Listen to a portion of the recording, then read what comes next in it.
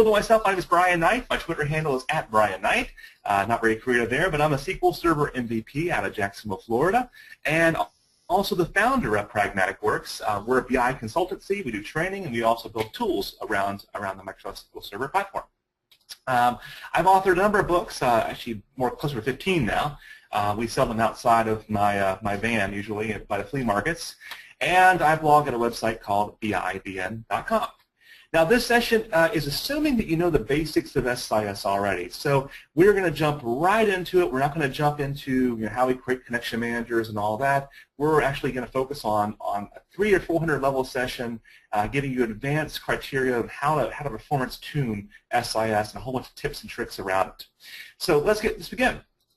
So let's start. We're going to start with actually tuning the sources. Then we'll jump into transforms and then destinations. Lastly, you're not supposed to be seeing. Are you seeing my waterfall, Rachel? Or are you seeing a slide? Nope. I'm only seeing your webcam.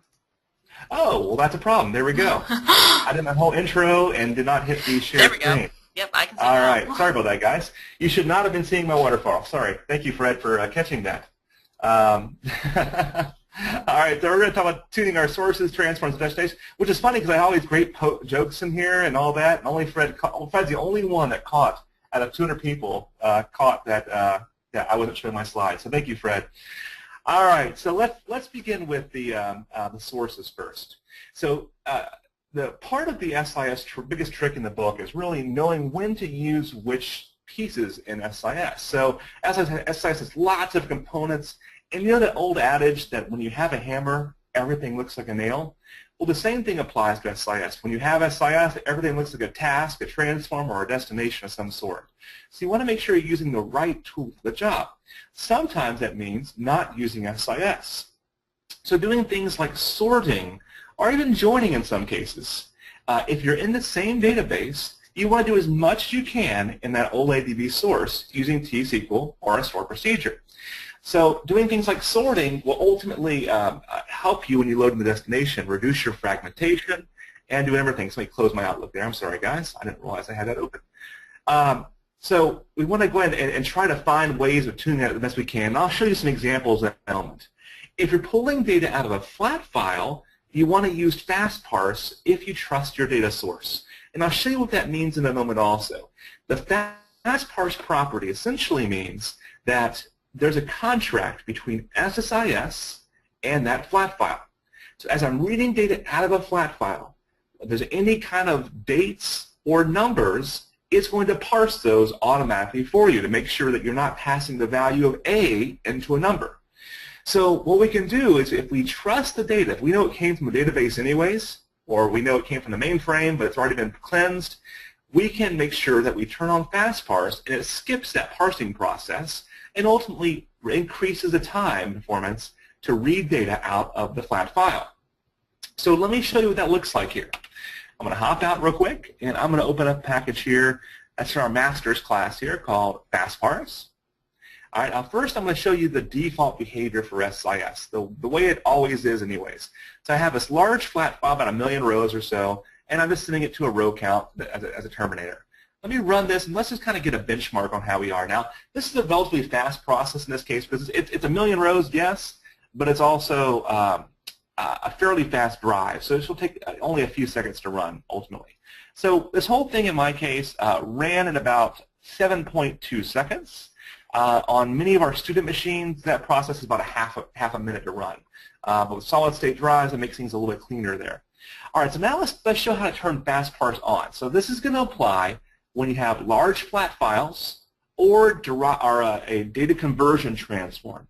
So one of those two mechanisms that are doing dates or numbers is the important piece. If I do that, I can right-click on this data source and say Show Advanced Editor. Now, by saying Show Advanced Editor, it's going to show us all the stuff that Microsoft doesn't necessarily want you to see because it's not really usable in most cases. It's a pretty complex way to look at it. Now, if I were to go over here to Input-Output Properties, what we're seeing here is the blue line that you see right there. See that blue line? Oh, let me change my color here. Let's go green here. So that blue line that you have coming out is right there. And the red line is this error output that you see right there. So those are our two outputs that we're seeing. So let's explore the file, the source output right here, and let's go to output columns. Now you notice I have a whole bunch of numbers here. And what I have here is if I go look at each column, it's a column by column decision you make, I have FastParse turned on for that column. So again, it's a column by column decision, and you go through and you turn on FastParse. So you can actually open the XML up if you really want to get crazy and turn FastParse on for all the columns. But really, you really need to put some thought into it. So we're about, what, 7.5 seconds before or so. Let's see how fast we are now. So I went through each column here, and you'll see FastParse is turned on. All right, now if I right-click on this and run this data flow again, our time to beat is about 7 seconds. It appears visually faster, and if I look at the progress tab now, it looks like we are from 7 seconds, 7.5 seconds, down to about 5.1. So we save about 20 to 30% of our time by turning FastParse on. So if you have large flat files, this option makes a lot of sense for you. Now, if you have large databases you're pulling from, of course, this is not going to apply. So what makes sense there? Let me open up a package that has some databases in it. Let me go open this, this upsert pattern here. Okay, so in this upsert pattern, I have a connection manager down below here. There's a few things about this. This connection manager right now, let's imagine we have 2 terabytes of data. Let me quickly just draw a whiteboard up here. So let's imagine this is my old TP system, and let's call it DB2 or whatever. All right, DB2, Oracle, doesn't matter. Now, if I have 2 terabytes of data, all right, so I'll just my keyboard is not working right now, so let's go 2 terabytes of data, and I want to get that from server 1 to server 2. Well, think to yourself, what is the bare minimum that has to go between these servers here? And I'm running, oh, that is just terrible, but it says destination, believe it or not. What is the bare minimum thing that has to go between server 1 and server 2? Well, at a bare minimum, we have to have a switch from a networking side, right, to get data from server 1 to server 2.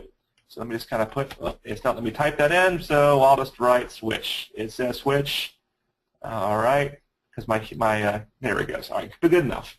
So the bare minimum we have to go through a switch to get data from server 1 to server 2. Now here's the issue. IP is a very chatty protocol. So when the destination, which is running my SIS over here in red, when it says I want some data from my orders table, which has 2 terabytes of data inside of it, well, it's going to go back and say, give me some data. So in red, it says, give me some data. Now, each step along the way here, it's saying, okay, this is how fast I can send you data. This is how fast I can send you data here as well. So every network card that we have here is doing a little checkpoint here saying, all right, we can send data in 4K blocks, basically. Then the data goes over the network, where I'm kind of abbreviating this a little bit, and then it goes back and says, I acknowledge I got the data. So it's that check back and forth, back and forth, back and forth. So very chatty for this. And then the default is going to be 4K to go over the network. That's a default IP protocol. So it's a lot of buckets of data going back and forth, back and forth, back and forth. So we can do better there. What we can do is we can actually bump that from 4K to 32K. And by going to 32, or really the number is 32767, it ultimately increases the size of the bucket by about 8 times there. And so the amount of buckets that have to go over the network is dramatically reduced. Now, ultimately, why is this important? Well, the number that I like to use is my number of customers we've done this with. We've seen about 40% in total package runtime by doing this. Ultimately increase in performance, excuse me. So reduction in total runtime by 40%. So if you have a package that's taking longer than 10 minutes to run, this could be a silver bullet for you. Now, where do we change this? So if I select my connection manager, one click on the connection manager, I'll go into it. It's okay, I'm going to go deeper into it. You'll see in your All tab on the connection manager, there is a setting down here in the All tab, and it's called packet size, right here. Now, this is not just a setting for SQL Server. It works for DB2, Oracle, and it's also not just an SIS setting. This is especially useful when you're pulling data over the network for cubes, for example. So if I were to adjust this and push this number to 32767. That default number of 0 means 4K essentially. So that is only going to work, though. That 32767 number is going to adjust my connection string. So if I were to go and change this 32767, hit OK, you'll now see when I go to my properties and my connection string, all right, there we go, that now, oh, and you can't quite see it's off the screen right now. Let me actually copy and paste this in the notepad so you can see it. All right, so there we go. We're seeing the packet size right there is inside my package now, my connection string now. So this is how you can change it in reporting services. Or now this should only be changed for large data sets. If you have a small data set, you're going to have a whole bunch of buckets that are going over the network that are only 1/4 full or 1/10 full, whatever. So you only want to do this for large data sets. So some people will create connection managers that have large buckets, and some will have small buckets. Now this is not just the only setting we have to do. Our network has to change a little bit also. So let me start by going to my connection in my network card here. There we go. And I'm going to go to my adapter settings. Oops, wrong one, excuse me. My adapter settings.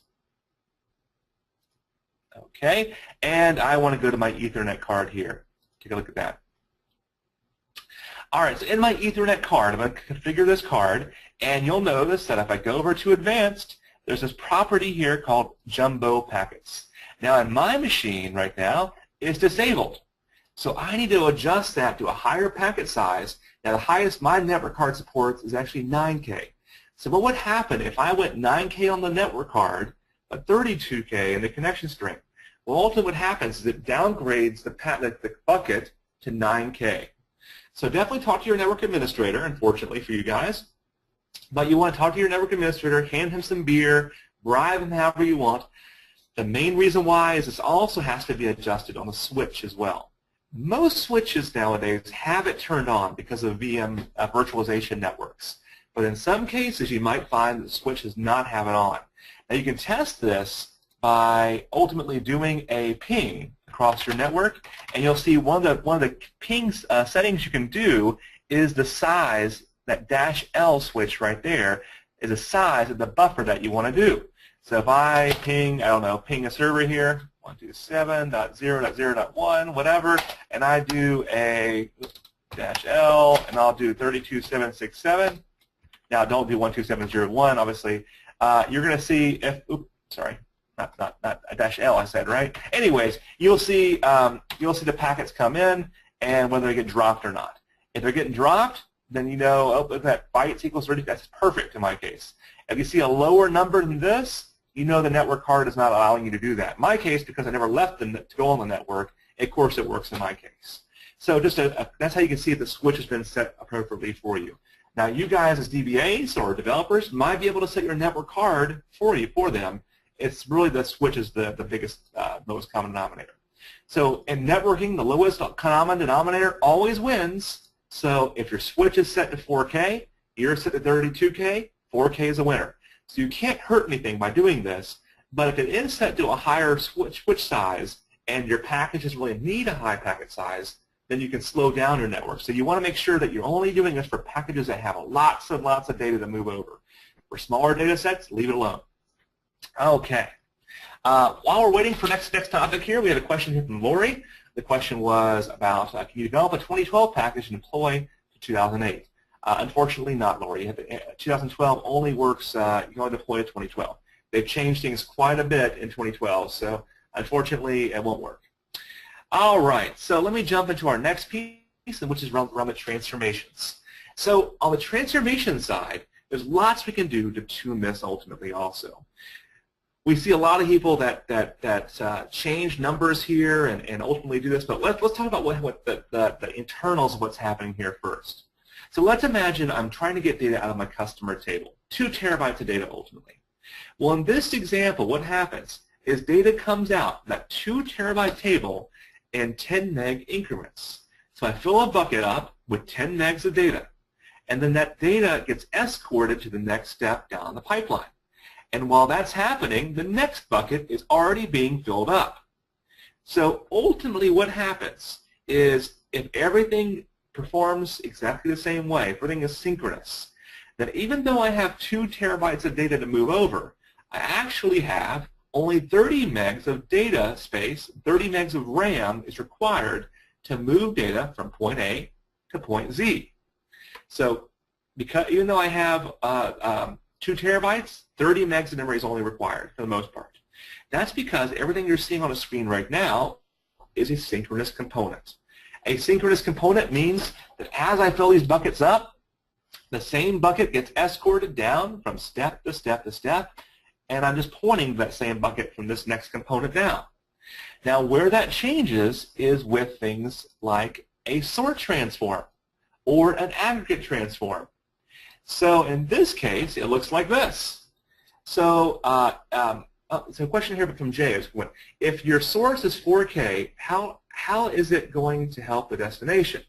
So if, can you elaborate a little bit, Jay? Because I think you're saying is if the source here is 4K, you need to make sure the network card is set to oh, I see. So if you're saying at the packet size, gotcha. So if your source set to 4K, everything has to be 4K at that point.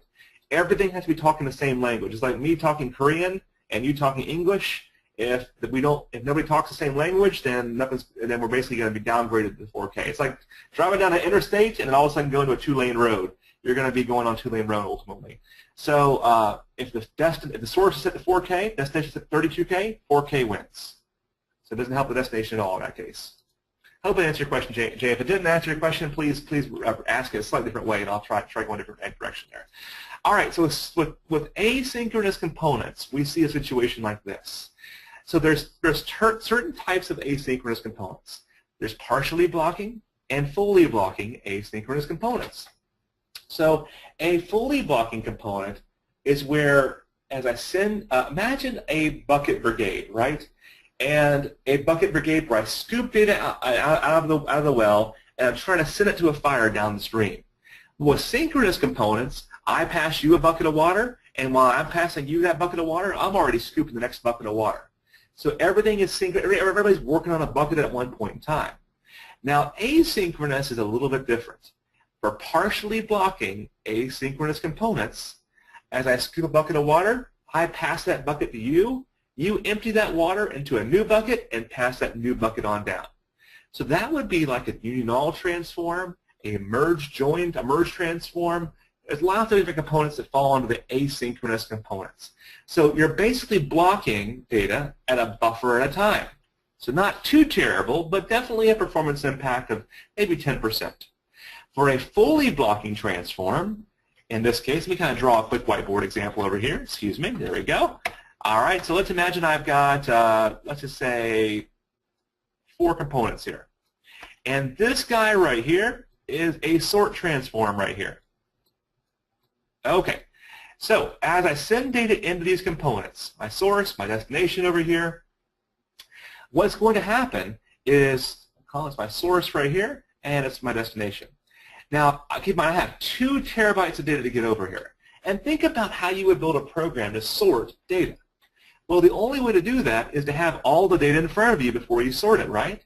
So this component here in green is going to block all the data until it has every single row in memory before it does a sort. This is going to apply for sorting and for aggregate transforms. So those kind of components are big gotchas there. So in this example, you want to watch out. You want to find some other way of sorting the data. If you don't do that, if I have 2 terabytes of data to get from source to destination, it's going to require at least 2 terabytes of RAM, which is pretty tricky. So what the example looks like when you do that is it ultimately starts to page data on the disk. So by paging data on the disk, it causes a big problem there. So let me jump out real quick and let's see how we can find out when that problem exists. I'm going to open up perfmon real quick. There we go. Every machine has perfmon for the most part. And if I open up my counters here, the counter you want to watch out for is this one right here. It's going to be under SQL Server SSIS. There we go, under pipeline events here. Now you want to get your network guy to watch this setting right here. Buffer spooled means that you've run out of RAM. And if that number ever goes above 0, you should be alerted that your machine has a problem at that point. Either you've run out of RAM, or you have a package that's not optimized properly. In other words, you have a package that's using a sort transform and trying to move 2 terabytes of RAM over, or 2 terabytes of data over. It's going to require more RAM. So either requires more RAM or a restructuring of your package. Again, if that number ever goes above 0, it will cause an issue. Okay.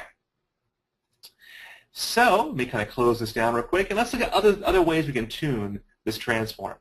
Now, on the transform side, let's see here. Let me open up. Let's open up this guy right here, for example. Oh, sorry, not that one. Merge join, which is right here.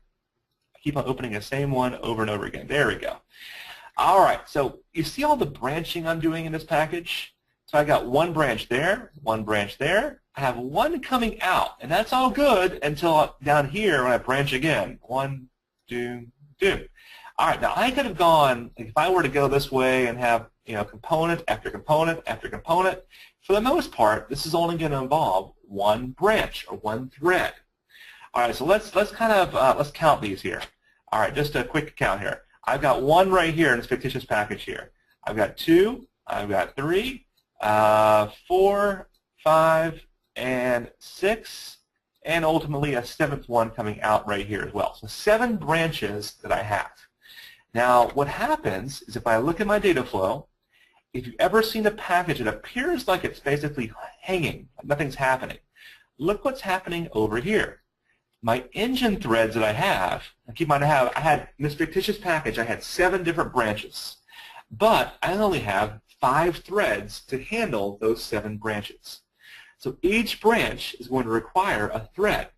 So what the symptom would look like is I would see everything going fine and nothing happening right here, for example. So if I ran out of threads, it basically would hang the package until one of these threads is completely done.